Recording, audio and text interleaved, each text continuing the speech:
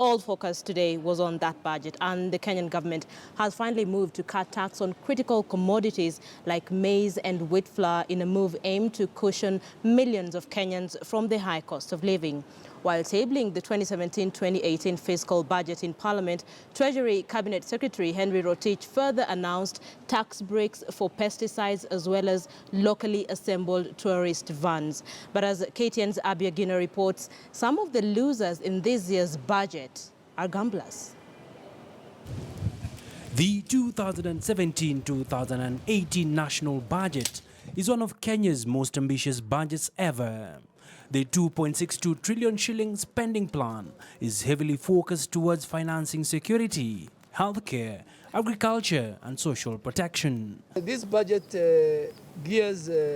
mainly deals with and has given an affirmative in terms of allocation to infrastructure, to manufacturing and industrialization. The biggest winners of this year's budget are the ordinary wananchi, who will not pay additional tax on maize flour and bread.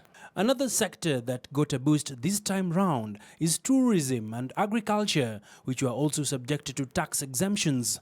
There will be no value-added tax to be paid on locally assembled tour vans, with farmers on the other hand getting a plus on tax waivers on pesticides.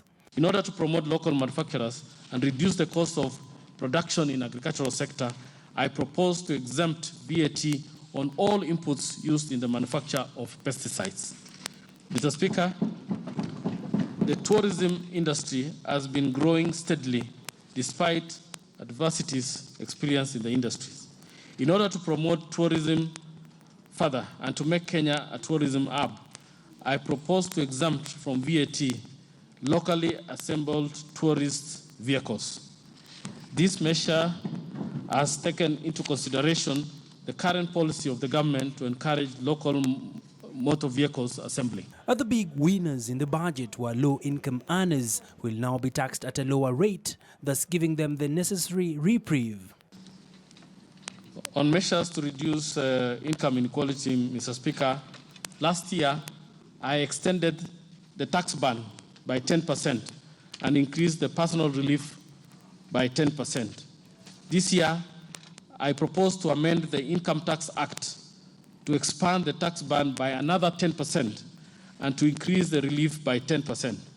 This will increase the number of low-income earners exempt from tax by raising the lowest taxable income from 11,135 per month to 13,486 per month.